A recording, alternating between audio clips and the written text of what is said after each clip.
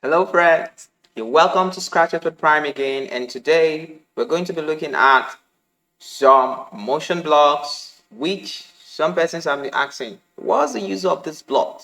Okay, in the course of our project, we're going to be seeing how to use this block. And thank you, our returning subscribers. Thank you. You've been of great help to us. And if this is your first time watching us, please like, share, subscribe to this channel. In this channel, we'll give you the best Scratch tutorials. Okay, now the blocks we're going to be talking about is X position, Y position, and direction. Now, if you've been following us in this channel, we've been talking about X position and the Y position, and we've also talked about direction, which you can also see the direction, which will help you turn the sprite. Can you see what's happening to the sprite as I'm setting my direction? Thank you. 90 is default. So let me set it to 90. Okay, that's not working. I just type my 90 here. And that gives us what we want. Okay. Now, and we also have our X and Y. Remember, like we said, X deals with the horizontal direction, going left and right, while Y deals with the vertical direction. And these things, how do you join this thing to something like this? Now, take note.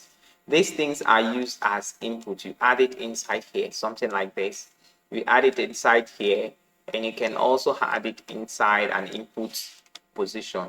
Or you can also add it here as the input. You can also add it here as the input. Now, make sure I'm just adding it randomly into this, but make sure it has to make sense. It has to make sense. So these are inputs. These are inputs. You don't join them like you do to others, but these are inputs. You can add it. So in the course of this tutorials, I'm going to show you, we're going to be using these blocks as our input in different situations. You can also use it with the operators. You add it here. Let's say we have something. We can have X position equals to 50. Then we go to sensing and add what else? If X position equal to 50, you can add this into this sensing. Okay, we can add it into the control. Can you see this? So if the X position is equal to 50, then you can do something. You can also have if Y position equal to 50, then you should do something. If direction equal to 50, then you should add your code. So these three blocks, the X, okay, let's take this inside.